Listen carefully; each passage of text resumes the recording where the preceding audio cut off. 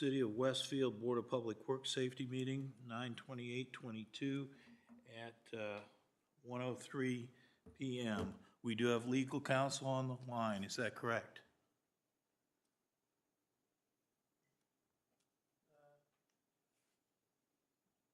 Yes? He's on, but we can't hear him. So can we continue? Manny, can you hear me?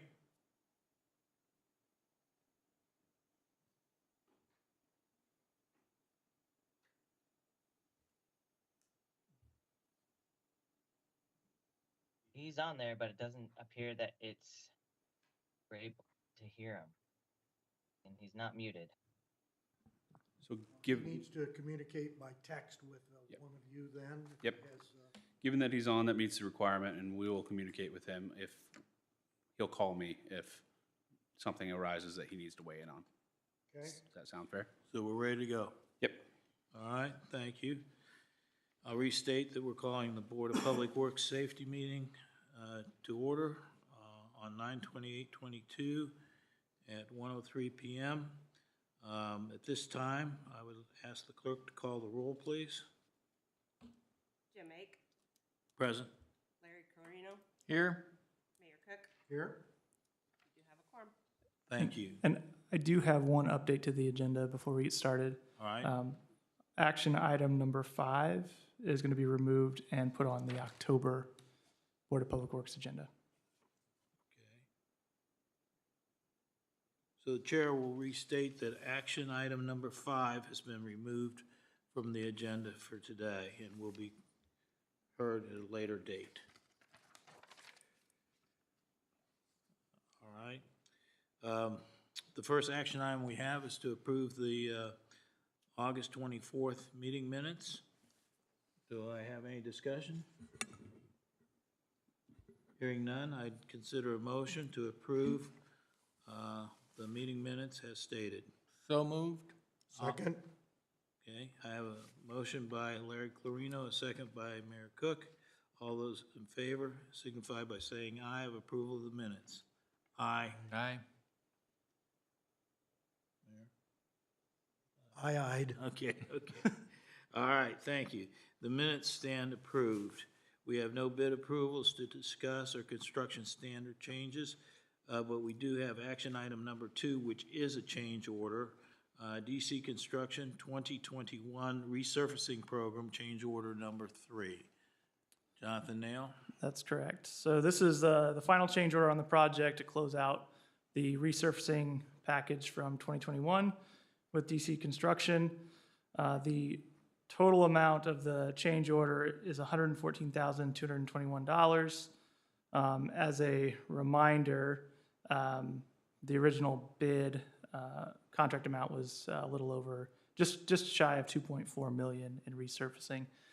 I would like to take an opportunity to explain the change orders. We've reviewed these thoroughly, compared quantities and materials tickets on the project, and believe that this is a justified change order for the contractor. The main change order quantities that are making up the 114,000 is mainly related to HMA patching. So we try to estimate as best we can when we pulled the resurfacing package together at the beginning of the year, how much patching we're gonna need for our various streets. When you mill off that top couple of inches of asphalt, we try to take an educated guess at areas where the subgrade is not sufficient and we need to do some improvements, maybe excavate down further, add some additional asphalt or some type of geogrid mechanism to help strengthen that subgrade. In this particular case, there were a couple of subdivisions that we were resurfacing this year where, frankly, we milled out the 4 inches that were originally put down, and the subgrade was just not sufficient at all. And so we needed to do some additional excavation, some additional patching to help strengthen that subgrade. It's far better to pay that money now than to ignore it and pave over bad subgrade and find that we need to just come back in a couple of years to fix it again. So it's a thing where we did direct the contractor to do this HMA patching. Although it hurts right now, it's a far better product long-term than just trying to stick with a contract amount that we had provided originally. And so I would ask the board to accept this change order. Again, it's the final one of this project, and we will close out this resurfacing package and move forward onto next year's. All right, thank you. Any questions for Jonathan? Yeah, the number 2 item, yeah, and that was patching, HMA patching type B. We missed it by 50%. I mean, you know, the estimate was 491 tons, and it came in at 1,050 tons. That's correct. Yeah, the subgrade conditions in several of the neighborhoods that we were in 2021 were far worse than we expected. And I will assure the board that since then, we have changed our construction standards within these residential streets. So these were neighborhoods that had the old 4-inch HMA section that we had worked with, 10 plus years ago, 15 years ago. We have since changed that to a 6.5-inch HMA section with 6 inches of stone underneath it. So it's a substantially beefed up HMA section for our residential streets. So the hope is that you will see this fewer and fewer times as we move forward in our resurfacing program. Gotcha. We approved a contract for the street survey stuff. Will that affect the accuracy? I think it will. I think it'll help us better estimate the patching because we have more data related to what kind of imperfections in the pavement are actually existing. And from what kinds of imperfections are out there, it can help us understand what's going on with the subgrade below the HMA, below the surface of what we can see. Good. And let me be clear, Larry, it's not that they missed it. They didn't know what was under there. Yeah, Okay. It was I a just poor want to say- choice of words on my part. It just seemed like was, a big number, that's all. And I'm going to defend these guys because they do a hell of a job. But I mean, the easiest thing for John to have done would say, hey, just forget it. Yep. Nobody will know for 3 or 4 years, so forget it. I'm not going to go stand and ask for more money. But I respect doing that. The only other question I have is, how come the paint lines got, it seems to me a paint line should be pretty easy to bid. Yeah, for sure. So actually what happened here, there's some change orders in the negative direction on pavement markings. What happened was the markings were put down, but we took it out of this contract and put it in our actual pavement marking contract. Okay. So there was some pavement markings that we originally had in our resurfacing package that once it was resurfaced, we actually removed that from DC's scope and added it to our traditional pavement marking contractor. So it's not so much, they simply got shifted to a different contract. It wasn't a case of the paint truck getting lost and driving down the wrong street or anything? The Okay. quantities were spot on. As you said, it's a matter of measuring the line length. We just moved it to a different contract. Gotcha. Okay. And we'll see some this year. Yep, absolutely. That's all, that's the only questions I had. I'd entertain a motion. I'll make the motion to approve action item number 2, change order number 3 on the 2021 resurfacing program. I'll second that. All those in favor of approving action item number 2, change orders number 3, signify by saying aye. All right? Aye. Motion carries 3-0. Thank you. All right, action item number 3, City of Westfield, American Structure Point, 161st Street and Oak Roundabout construction, inspection services contract. Jonathan. Yeah, so as you know, we have an upcoming roundabout project next year, 161st and Oak. We're excited to get that underway. We received federal funding for this project, and with that federal grant, it includes an 80-20 match for construction inspection. We sometimes self-perform construction inspection, but for federally funded projects, we oftentimes sub that out to a consultant who is a little more well-versed in some of NDOT's procedures with regards to how we have to submit pay apps, quantities, that type of thing. So this one's no different. We did an RFP, request for proposals for inspection services on this project. We had 10 consultants respond to that RFP. Once again, we see a lot of consultants that want to do work in Westfield, so that's a great response rate. And we independently scored these RFPs. 3 of us within the Board of Public Works independently score all 10 of these responses. The winner of that scoring was American Structure Point, and this is the professional services contract related to that RFP. So the total amount is $215,082.56. That is in line with the rough estimation that you look at when you're looking at construction inspection services. Keep in mind that they're tasked with making sure that this is a high-quality construction product, that it's in line with federal highway standards and NDOT standards, and it keeps us in good standing with our MPO partners for future funding. So it's a very important role that they play, and the amount of this contract, we did have some negotiations, got them to reduce the number some, and we feel comfortable with this total contract amount. Any questions? Move to accept American Structure Point as inspector on this project. I'll second. Yeah, I have a motion before us and seconded. All those in favor of approving action item number 3, Westfield, City of Westfield, American Structure Point, signify by saying aye. Aye. Motion carries 3-0. Thank you. Action item number 4, CC&T Construction, 22 ADA curb ramp construction replacement contract award letter.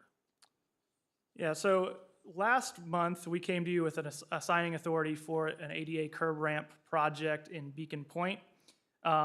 We went ahead and bid that, and the signing authority was for an amount of $62,000. That was our engineer's estimate for the project. The low bid on the actual bids that we received was $67,443. We reviewed the bid. We believe it's acceptable. CC&T is a very good concrete contractor. We have a high level of faith in their abilities.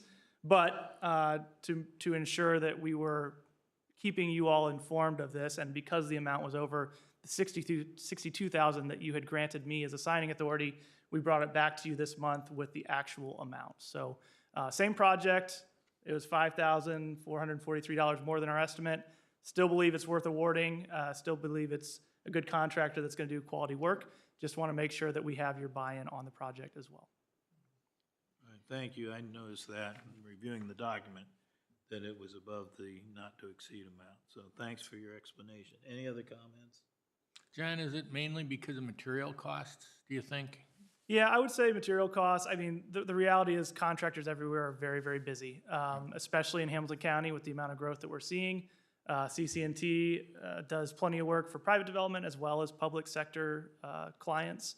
And the reality is the contractors that do this kind of work have a very limited number of laborers that can do the work and a lot of work out there. So bid prices seem to be going up some. I still believe it's well worth awarding this and rather than rebidding it though. So it's not only material cost, it's supply and demand. I think so, yeah. The labor market's very tight right now, and there's a ton of work, a ton of construction work out there, especially with some of the federal infrastructure packages that we're seeing come out of Washington. And the wait list for concrete is over 2 weeks. Yeah, I mean, I think it's gotten a little better in the last week or two, but yes, it is longer than normal, that's for sure. Okay. Any other comments? I'd entertain a motion. I'll make a motion to approve action item 4, the 2022 ADA curb ramp construction and replacement contract for CC&T Construction. Second. Okay, we got a motion by Larry Corino, a second by Mayor Cook. All those in favor of approving the motion signify by saying aye. Aye. Motion carries 3-0. Action item number 4 is number 5 is what we talked about, and that will be taken off the agenda. So we move on to action item number 6, raise trash contract assignment to Waste Management. We're losing our friends of all these years. So, Well, anyway.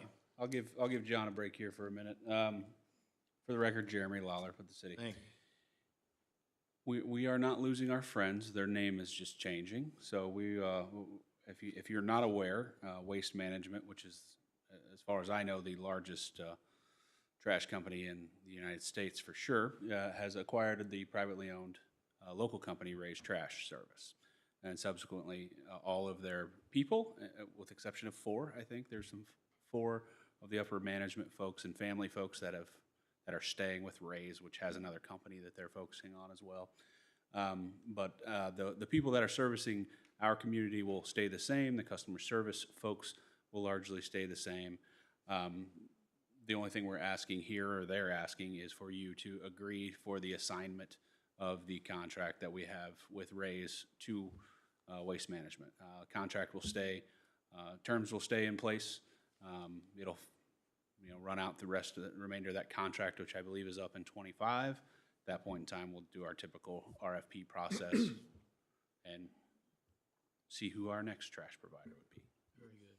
So, Yeah, they've made a great effort to introduce us, Ray's has, to the new people. I met with some of the regional management a week ago, and just this morning I met with the new fellow that will service us. His name is Kirby Dunnigan. We'll be moving to central Indiana here very shortly from Louisville, where he currently is. And so they're doing a good job of proactively meeting with us, and I request one word they keep in mind, and that is seamless. So it should be just that. Waste Management's going to bring some new technology that's going to be, I think, very useful to our customer service people. And they've promised me that their fleet does not regurgitate on our pavement as much as it has in the past. So Jeremy, when do you think we'll see name changes on the trucks, et cetera, they during the mentioned changeover period? Yeah, they mentioned the name changes on the trucks will happen essentially between now and through the first quarter. They've got to paint all the trucks. There's some 900 trucks, I believe, that they acquired from Ray's. So you'll start seeing that. As far as the bins saying Ray's, they're not going to go and rebrand all of those. As new ones come on, they'll come on as Waste Management. And then so that'll take a significant amount of time. But I think you'll start seeing the trucks change pretty soon. The blue ones will be replaced with green ones, so, They should stay green. Our current ones are green. or green, I'm sorry. Yeah, and Waste Management is Yeah, green just, also. So if they did anything, they would put a new decal on the sides until those bins need to be replaced. So we need to reassign this Yep, contract. you're voting to assign the Ray's contract to Waste Management. Thank you. I'll make a motion to approve the reassignment of Ray's trash contract to Waste Management. Have a second. I'll second. Second by Larry Clarino. All those in favor of approving the action item number 6, Ray's trash contract assignment to Waste Management, signify by saying aye. Aye. Opposed? Motion carries. Thank you, you. Jeremy. Next item up for discussion is action item number 7, Rowdebush grading, illicit discharge violation ordinance 5-30. And we were submitted, Rowdebush received notice of violation, and they also wrote an appeal letter. John? Yeah, so under our illicit discharge ordinance, the violator has the option to appeal to the Board of Public Works. It doesn't happen very often. I think this is the first time I've seen it since I've been in Westfield. But essentially, Rowdebush was tasked with cleaning the inlet sediment control baskets in area of Chatham Hills. One of our staff members witnessed them essentially emptying these baskets straight into the storm sewer, which completely defeats the purpose of the baskets that are supposed to catch the sediment and keep it from entering the storm sewer system. So we immediately got pictures, documented it, and hit them with an illicit discharge fine for the amount of $11,000. I will say Rowdebush historically has been a good contractor to work with for us. They were, I would say, mortified to find out that this was happening, and they said that it was an isolated crew that was doing this and has been corrected. So they did write this appeal letter. I expected actually them to be here today to further appeal their case, but I don't see anyone in the audience here. So I'm not sure why that may be, because I did expect them to be here. But that's what's going on. They are formally appealing the $11,000 fine. And I will say that the action that they performed is pretty egregious when it comes to sediment and erosion control, because it's directly defeating the purpose of these baskets in the inlets. So pretty big deal. We take our storm sewer system and our water quality very, very seriously in Westfield. And I would have expected someone to be here, but since they're not, I'll turn it over to you guys to make a ruling on whether to reduce their fine or keep the fine as it is. Thank you. Discussion? I think we've only seen one or two of these through the years, and I think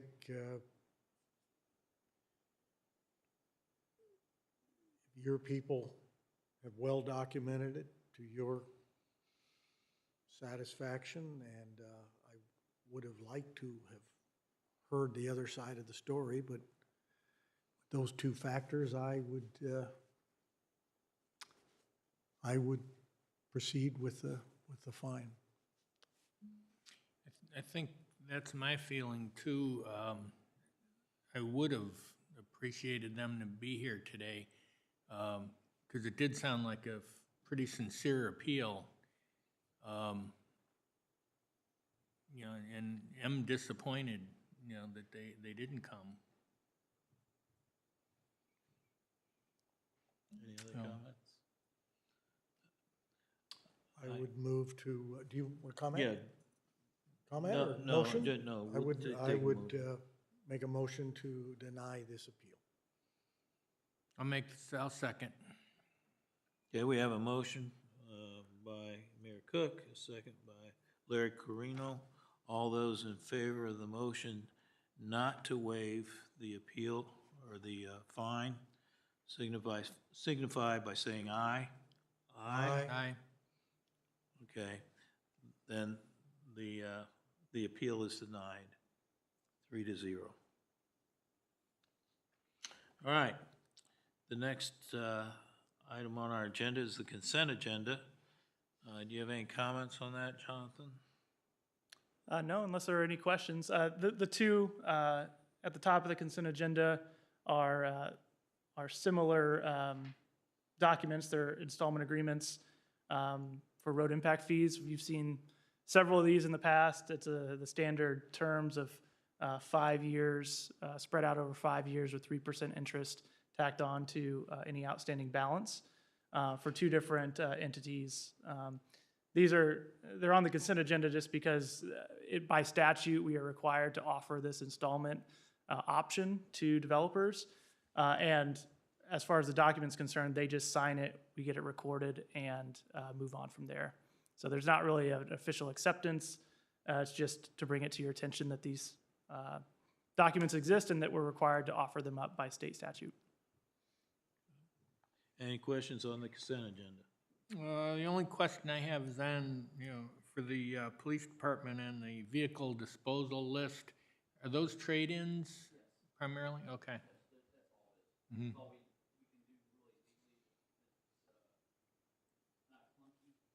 Mhm. I would make a motion to approve the consent agenda.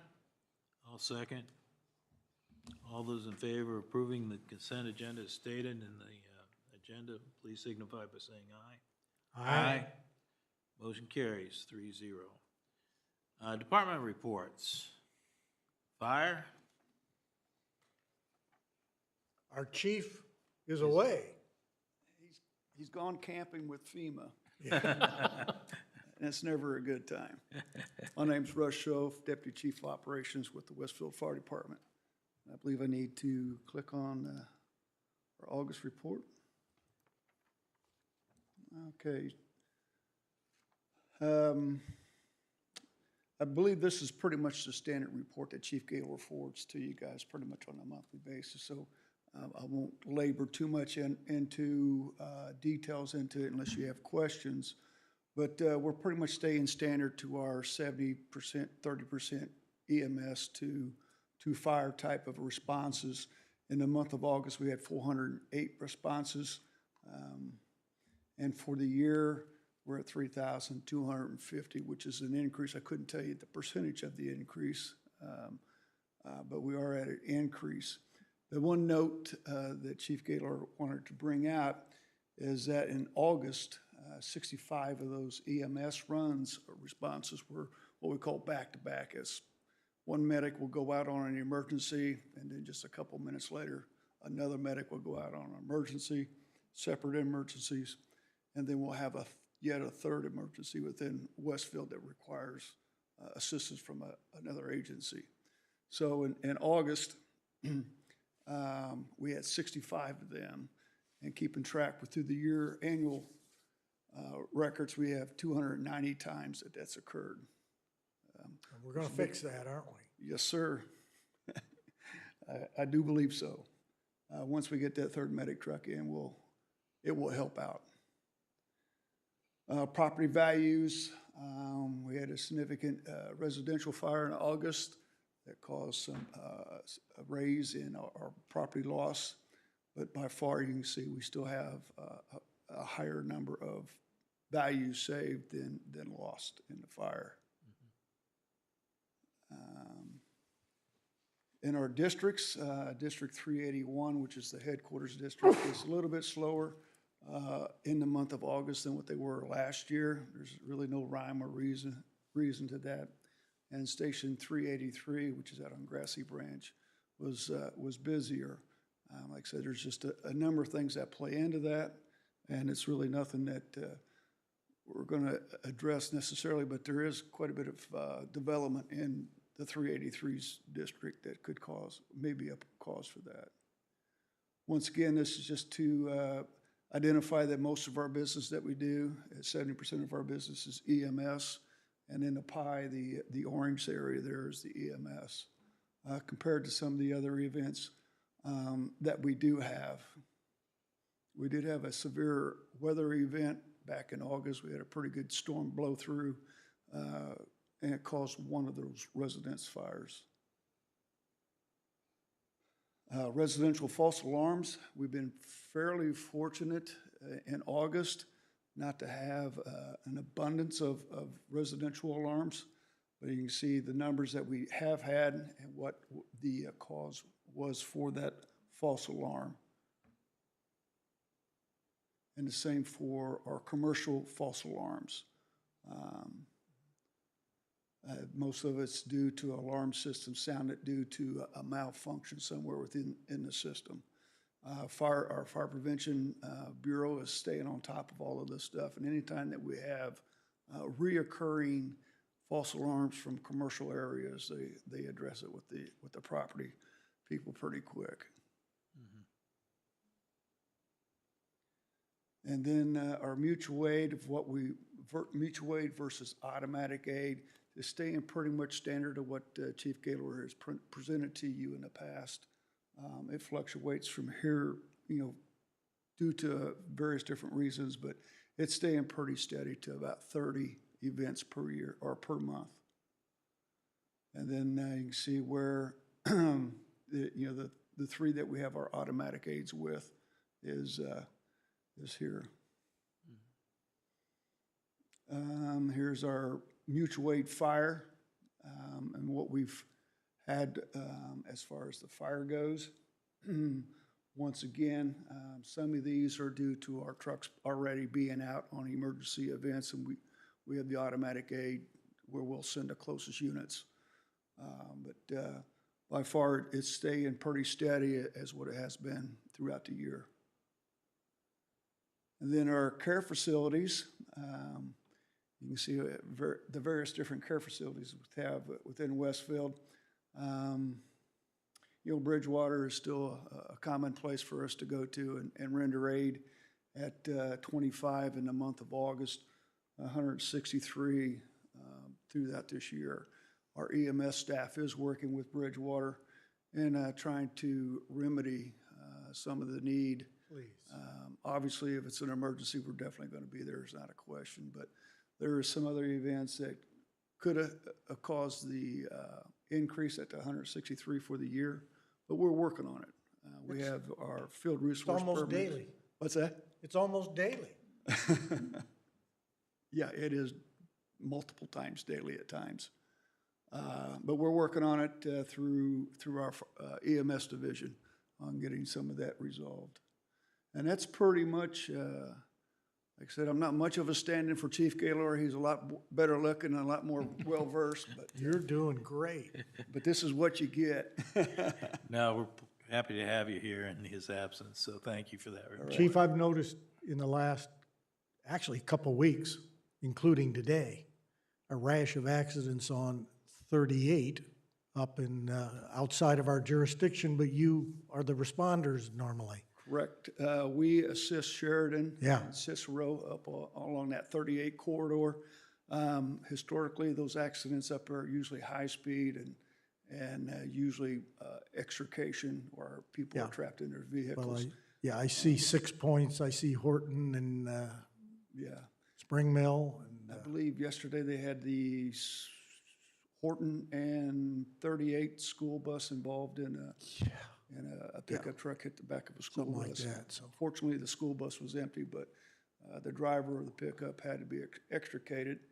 And so we do have an automatic agreement with Sheridan to assist them with any needs that they have for that. But 38's, I'm not real sure, maybe Jonathan can tell us why 38's gotten so popular recently. Well, I think, and I will ask NDOT to better mark their intersections, I think is one thing. But All right.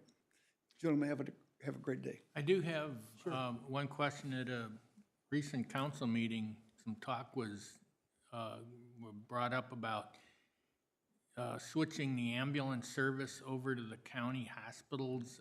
First of all, was the fire department in any of those discussions? I'm not aware of any discussions between Chief Gaylor and the council or anything prior to that meeting. And are there any other towns or cities in the county or even in central Indiana where that happens now that you know of? So post the council conversation, Chief Gaylor and I met with Councilor Patton about that topic. Rob had done a fair amount of research locally about whether or not that was an option. He talked to the hospital, he talked to the county itself, because the county would obviously have to be involved in that. It doesn't seem as if our Riverview County Hospital has any interest in going back into that private ambulance service. As far as other central Indiana communities, there are a few that still do the hospital, the county-owned hospitals still provide some medic service to some, not generally all of the communities in the county. There is no one else, none other in Hamilton County that utilizes Riverview. It's not a service they provide. Okay. So. I just had a question on that, that's all. Yep, yeah, and that's where we're at, and if council desires, we'll continue to investigate that. If a change like that would happen, it would be very far down the road before it could even happen, and there are a number of non-Westfield agencies that would have to commit to it as well. Thank you. And to clarify, they abandoned their ambulance service how many years ago? It's been it's been about 20 years. 20 years. Yeah, to my knowledge, 20 years ago, yeah. And the new hospitals aren't equipped for storage of an ambulance. Our folks are gonna be dispatched on it anyway, and we have a very, very talented crew of firefighters that are, many of them are paramedics as well, so instead of having a couple private paramedics, you get sometimes 3 or 4 paramedics responding in addition to the actual ambulance. Well, pretty much every ambulance call, there's another vehicle, usually an engine that goes with, so. Yes, Yeah. Yes, sir. Just for manpower on site. Yes, Correct. for support activities for patient care. Yep. Okay, thank you. Thank you. Police? Chief Rush? Good afternoon. Afternoon. My glasses are at my office, so bear with me. Want me to read it? I just have a few things to add, along with the report that was submitted. Nick Clapper, our last hire of the year, is still at the academy. He'll be there for several more weeks. We talked a little bit about Halloween and trick or treat. Trick or treat will be on Halloween Day this year at between 5 and 8. Halloween, we're going to do a little bit different. In the past, the past couple of years, we've done trunk or treat. We're going to combine our resources along with Westfield Welcome this year and do a joint operation on that on the 29th. And I believe that's at Grand Junction.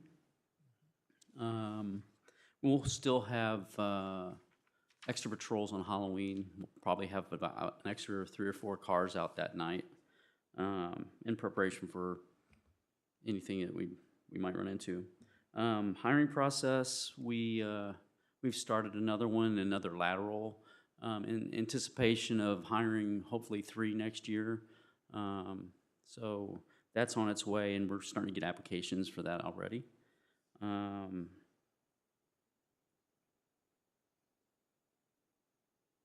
That's all I've got. Any questions? That's all I can see. Oh, you can see. So unless there's any other questions, that's all I've got. Nope. All right. Thank you, Chief. Have a good day. Thank you. And Public Works, any comments? So we are working on wrapping up 191st and Chad Hiddle roundabout. That is a project that has gone on far too long, frankly, and I'm not going to get into all the reasons right now, but I know Mayor Cook and I have been involved in discussions with our contractor to get that wrapped up. We're looking at October 30th as an open to traffic date. I'm hopeful we will beat that date, but that is what the contractor is telling us at this time. So that'll be great to get that roadway open back up. I know it's been an issue for Grand Park traffic, especially as that is a major route into Grand Park. So the good news is the work that has been done looks good. Concrete curbs and center island of that roundabout is looking very good, and we'll be excited to get that open to traffic. Another project that is closed currently, Westfield Park Road. That project, the contractor will be mobilizing again October 6th to get that box culvert in yet this year. So we were able to work with utilities to get them coordinated to do some joint conduit borings under that stream, and they're just finishing up their splicing to make sure that the businesses in the area remain having internet service and so forth during the day. They're doing a lot of the splicing at night to ensure uninterrupted service to those businesses so that they are out of the way for our contractors. So both those wrapped up this year. They have not gone as smoothly as I certainly would have liked to have seen, but we'll be happy to get those done and look forward to a busy 2023 construction season as well. The last thing I want to touch on as an update in our all-employee meeting this morning, as you're likely aware, I'm sure you all are aware, about a month ago we had a very unfortunate event in Public Works, a very scary event involving a resident and road rage in which he assaulted one of our employees, really tried to assault 2 of our employees. Very thankful to the Westfield Police Department for apprehending that suspect very quickly. But at our all-employee meeting this morning, we actually awarded Renee Nunez, who is our encroachment inspector in the engineering department, an award for excellence in service for all he did in that incident. Renee went to the hospital, helped translate and relay information from our street department employees to the police to make sure they had a clear understanding of what happened and the suspect's vehicle. And then on his way home, he got to thinking about perhaps the suspect lived nearby. He drove through a couple of neighborhoods, and actually the first neighborhood he pulled into, sure enough, he spotted the very vehicle that he had helped translate and relay information to the police department describing that vehicle. called the police apprehended that suspect very, very quickly. And for that, we awarded Renee an excellence in service going far above and beyond his job description with the city. So I just wanted to recognize Renee publicly. He's done an outstanding job in the engineering department, and this is just another example of the great work he does for us. So that's it. Thank you for that. That's great. I have Appreciate that report. one real quick question. Any word on the light poles for 161st and Union? Yeah, so October 15th is what I'm told for final installation. Essentially, we were told originally 16 weeks back ordered. So we ordered those, I believe, back in March. And the supplier, 16 weeks went to 20, which went to 24. To be honest, we're actually working with NDOT related to that supplier's pre-qualifications because we are not the only municipality that has had this issue. They seem to be continuing to take orders and not delivering on their given supply dates. So we are having NDOT take a close look at that supplier, and I hope that we can resolve these issues moving forward. Can we send him the rental bill and the fuel bill for the We are temporary also lights? very much working on that as well. Excellent. One other thing, 191st and Grassy Branch roundabout. Yeah, that is, as you're aware, that's a Hamilton County Highway project. I have been in correspondence with them. The last I was told, it was October 15th, but I will reach out after this meeting to their project manager, and I'll get you an update just to make sure. If it's anything different than October 15th, I will let you know. They must have a different light pole contractor. Do they have their lights up? I haven't. Their poles are up. Yeah, they. If you might borrow them. I may have to talk to Jim Neal, the county engineer, see if we can. Do we have any steal trucks those that from work her. late at night? We can do that. There we go. Yeah. All right, Yeah, I'll talk to the county. Maybe they've got some secrets that I don't know about. all right. Well, thank you very much, Jonathan. One thing just to point out as far as the light pole issue, what we're looking at doing potentially is actually just purchasing, we use the same standard decorative light pole in the city. And if this is going to be a problem that persists, we may go ahead and order 4 or 8 light poles to store in our yard so that if we run into this situation, we'll have them ready to go. So something to think about. It probably wouldn't be a bad idea in case one gets knocked over or something. Yep, You know, so. absolutely. So we're looking into that as well. All right, well, thank you very much. That concludes the order of business for today. I'd entertain a motion to adjourn. So moved? Second? All those in favor, signify by saying aye. Aye. We stand adjourned. Thank you.